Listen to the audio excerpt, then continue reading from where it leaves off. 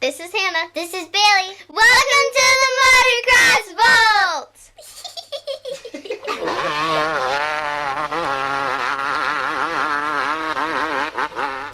Hello, this is Tony Blazer, back with another video here for the Motocross Vault. And what I'm going to do in this one is take a look back at one of the most polarizing Kawasaki's of the 1990s, certainly in appearance, the 1996 KX250. Now, this is an interesting year for Kawasaki. They were coming off some pretty good bikes in 94, actually won Motocross Action's shootout that year. Very excellent machine, a bike I always wanted, never was able to own. Rode it a couple times, loved it, but wasn't in the cards for me at the time. But in 95, they had taken a couple of steps back by kind of screwing up the suspension. Basically the most kind of a strong suit of those early 90s Kawasaki's was suspension. They had motors weren't always the best, but their suspension was great. In 95, they kind of took a step back, had a little mismatched suspension package. For 96, they tried to update that with them all new forks and shock, some mild massaging of the power plant, and tried to turn it into a world beater. As we'll see, it didn't turn out to be the best bike that year, but it was quite a machine. There was basically a couple of really kind of front-running machines at that time. You had the Honda, if you're looking for a bike that had a ton of top end, wanted something that pulled real far, had a strong and long power band. And if you're into like a more punchy, mid-range, potent kind of a burst engine, the Kawasaki was the bike of choice. Within a couple of years, the Kawasaki would end up becoming the best bike in the class once they got the whole package sorted out. Those mid to late 90s Kawasaki KX250s were phenomenal machines. And this 96 is a very, very strong entry for sure. The thing people remember about it most, though, is probably the looks. This is the first year they went like all purple. It was kind of a strange choice, in my opinion. I hated it at the time. I thought it was really crazy looking. Even now, it's very polarizing. I like it for its 90s kind of craziness. Purple, for some reason, was like all the rage. Everybody went purple in the 90s. I don't know why. I mean, Honda, Kawasaki, Suzuki stuck it on stuff. Even KTM had purple everywhere. It's just crazy. But in any case, for some reason, everybody was purple crazy.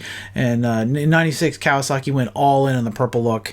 After that, they kind of toned it way down. But this is definitely the I don't know, the zenith of that purple insanity with Kawasaki in 1996. So if you like this sort of thing, check out the channel. I have tons of other bike reviews. I'll be adding more all the time. Subscribe, ding the little bell. If you share it out on social media, I really appreciate it. It helps everybody find the channel and help grow the community. I really appreciate the help there. So here's the story of the 1996 KX250. Before we get into the 96 KX, I thought it'd be good to go back a couple of years and get a little bit of a background before we get into what Kawasaki was doing in 96. In 94, they had introduced this all-new KX250. This machine was completely redesigned from the ground up. The 93 machine had been pretty good, but it was all top end, didn't handle particularly well. Had great suspension, though. It was basically a mid and up motor with mediocre handling and excellent suspension. For 94, they redesigned the KX, came out with an all-new bike, much better handling. This new chassis was downsized slightly. That was kind of one of the early problems with these Kawasaki perimeter frames. They were kind of tall and wide and heavy feeling. And for 94, Kawasaki redesigned all that, redid the bodywork, the ergonomics, everything was much improved. Excellent machine, and actually ended up winning the 250 shootout at through Motocross Action that year, and actually won the 1994 AMA 250 National Motocross title with Mike LaRocco at the controls. Now for 1995, Kawasaki kept the same basic package they had in 94, but added a new motor with a revised KIPS system, some new porting, and some suspension refinements.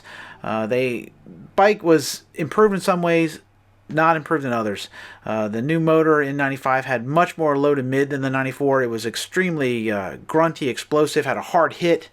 In fact, some people complained that it was a little too punchy, particularly on hardpack. It was hard for less skilled riders to kind of control it. Didn't have a lot of top end either. It did kind of, after the big, strong mid-range, it kind of laid down a little bit. A very different motor than, like I had said, of the Hondas at the time, which felt like they kind of just kept revving and revving. But if you're looking for a strong, instant burst motor, it was excellent. Unfortunately, the suspension, though, took a step backwards in 95. The new mid-valve fork was not particularly plush. It was way less effective than the 94 suspension. The shock wasn't very well liked that year either. So the bike was more powerful, handled well, but had poor suspension, kind of the opposite of 94. For 1996, Kawasaki focused mainly on refinement of their basic 250 package. As I said, the 95 bike was very successful in most ways, other than the suspension, which was a bit of a unhappy surprise for most people, expecting it to be another awesome plush Kawasaki 250. In order to improve action, what they did was enlarge the forks. They went from a 43 millimeter fork to a 46 millimeter fork. Internally, they also increased the size of the cartridge rod inside.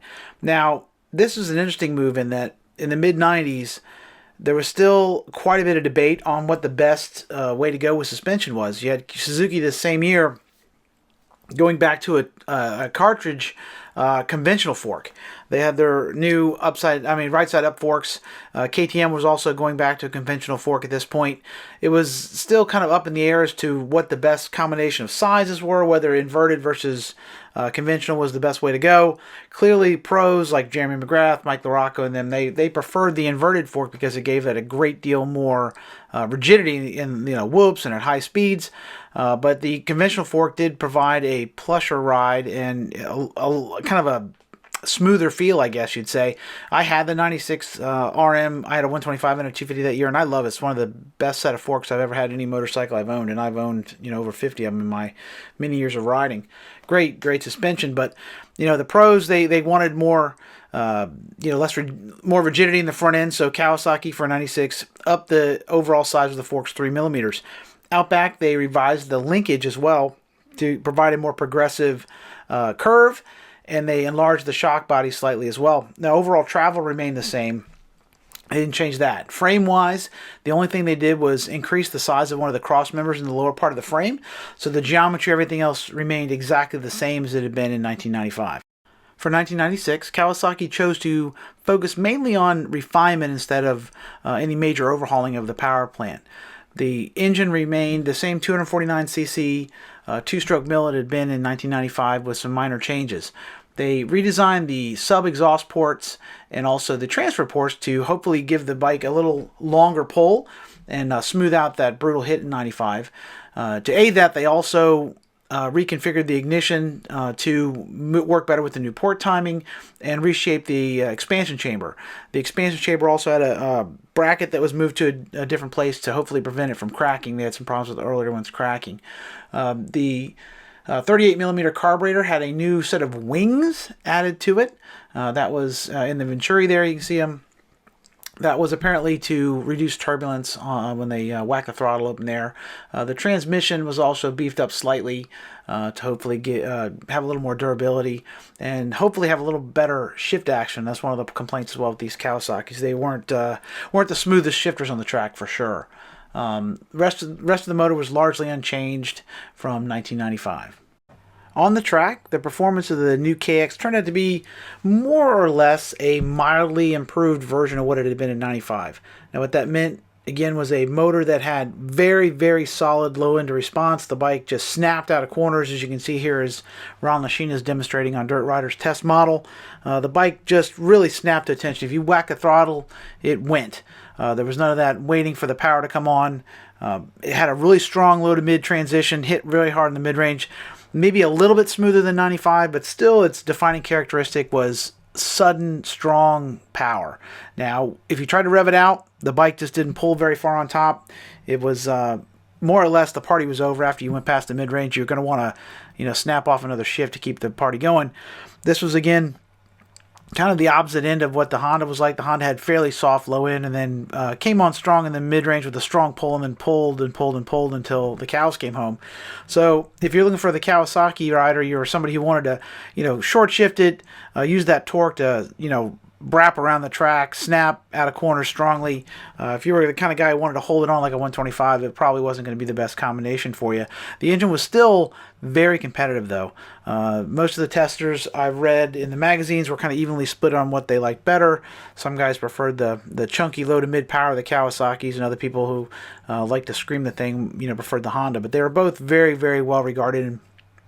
by most people considered the two best power bands of 1996 by a pretty fair margin. The Yamaha this year in 96 was really slow. It was a total redesign for Yamaha, and they somehow blew it complete with their motor. In 95, they had one of the best engines. In 96 was just way underpowered and a turd. And Suzuki had a similar power band to the Honda this year. I actually had, like I said, the 96 250. I thought it was plenty strong. I had a CR as well, a year or so after that. And while the Honda was faster, I thought the Suzuki was good. But most of the magazines thought the RM was a little down on power. On the suspension side of things, the new KX forks turned out to be mildly improved for 2006, but not much different than the performance they had in 1995, in spite of the fact that the forks were completely new. As I said earlier, the forks were a larger size. They were up from 43 millimeters to 46 millimeters. They had also enlarged everything internally. The cartridge itself was larger, the piston was larger, had more internal volume. All that was designed to give it a little better performance. Now, at the time, both Honda and Yamaha were actually using a very similar fork to this. Everybody, because Kawasaki had such excellent forks in 94, a lot of people had kind of copied it. Honda notoriously had terrible forks in this era, and they kept switching back and forth between Showa and Kayaba.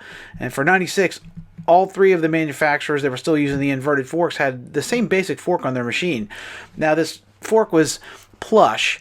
If you were slow or you're going to ride at a very, very moderate pace, it worked pretty well. It was good at in trail riding and stuff like that, or on small chatter on the track. It had a very plush, smooth feel, but it was really soft.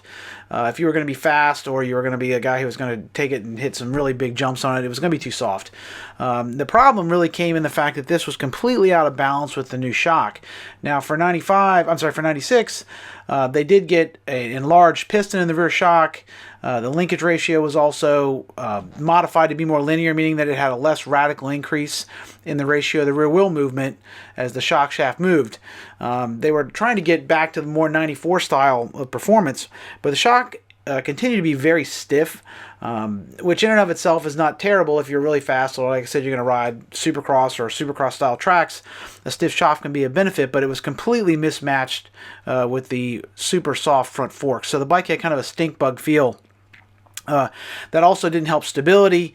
Kawasaki's typically were not known for being unstable bikes, but the 95 and 96, with the suspension being kind of out of whack, were known for being pretty wandery for Kawasaki standards. They weren't nearly as twitchy as like a Suzuki or a Honda this era, which were notoriously unstable. The CR would shake bad enough to rip your hands off the bars. So it wasn't that much of a twitch-o-matic, but it was far less stable than like a Yamaha, which was like a bullet train. It did turn pretty well, though. It was, for a Kawasaki, this was one of the better turning bikes at the time. These perimeter frame bikes were kind of big and tall feeling, and weren't always known for being very nimble, heavy as well. But the bike actually felt pretty good in the turns and was not a bad turning bike. Didn't turn underneath the RM, but for a Kawasaki, this is actually a pretty decent turner. Another area where the KX was only marginally improved for 96 was in braking. These early to mid-90s Kawasaki's were notorious for their mushy brakes. They constantly needed to be bled. They had a kind of a spongy feel at the lever. Now for 96, they did shorten the brake line slightly and try to get a little better feel out of it, but they continued to be pretty much the least effective brakes in the class. Now, it is hard to talk about the 96 KX without kind of talking about the styling of it a little bit. The purple this year was a very bold choice, as I said. As you can see here, purple's all the rage in gear, bikes, everything. So it wasn't like Kawasaki was completely out of step with the times, but it was a really, really strong doubling down on the whole purple look here for 96. I will say I think it works better on certain models. This KX80 here, actually, I don't think it looks bad with the KX80. The purple fork boots look pretty good on it. The purple tank, like I said, is a bold choice, but it doesn't look too terrible. On the 125 and the 250 as well, it's not great. I think the lower purple fork guards always kind of got me. I wasn't a real big fan of that, and the overall thing, I think it was maybe a little too much of the purple. It really, to me at least, doesn't work very well at all on the KX500. The old school 1988 bodywork just doesn't really work with this new look and having the purple tank and everything.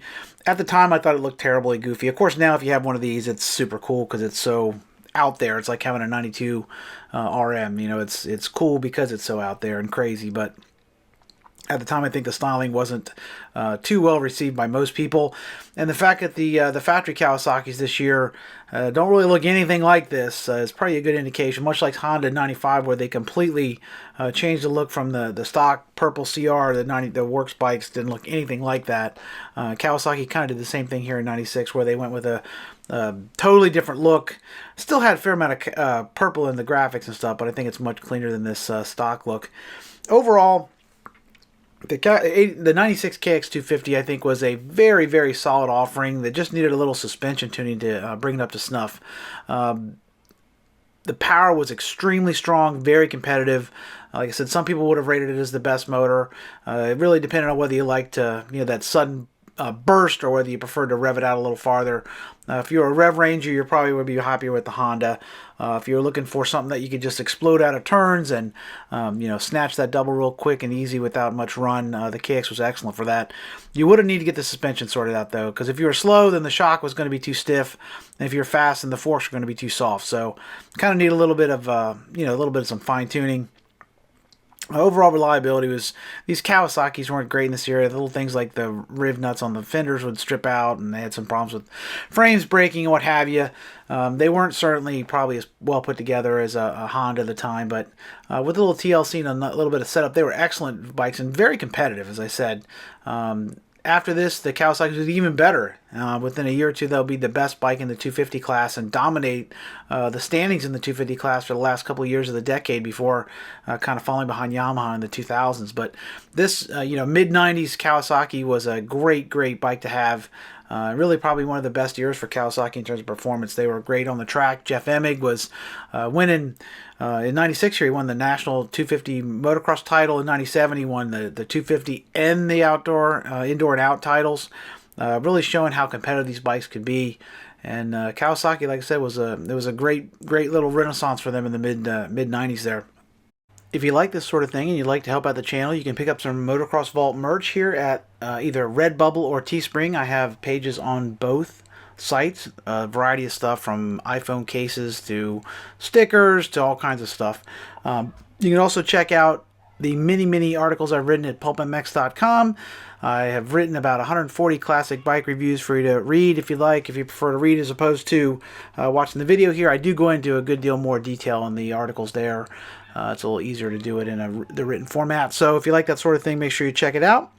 If you're looking for my classic races, keep in mind that I did start a second channel called the Motocross Race Vault, where I'm re-uploading all my classic motocross races. There are probably several hundred of them there. I have it about maybe, I don't know, half or third way done. It's a little bit of a slow process, but you can still find quite a few races. I think I'm up to about 1997 uploading stuff now, so it's a work in progress. I will slowly get everything back up there for everybody to watch and read and enjoy. If you want to follow me on Twitter or Instagram, it's at Tony Blazer. That's TonyBlazier. I definitely read my read the comments, and if you tweet at me or have any kind of a suggestion for something you'd like to see me do, feel free to drop me a line. And until we meet again, this is Tony Blazer telling you to keep the rubber side down. Peace.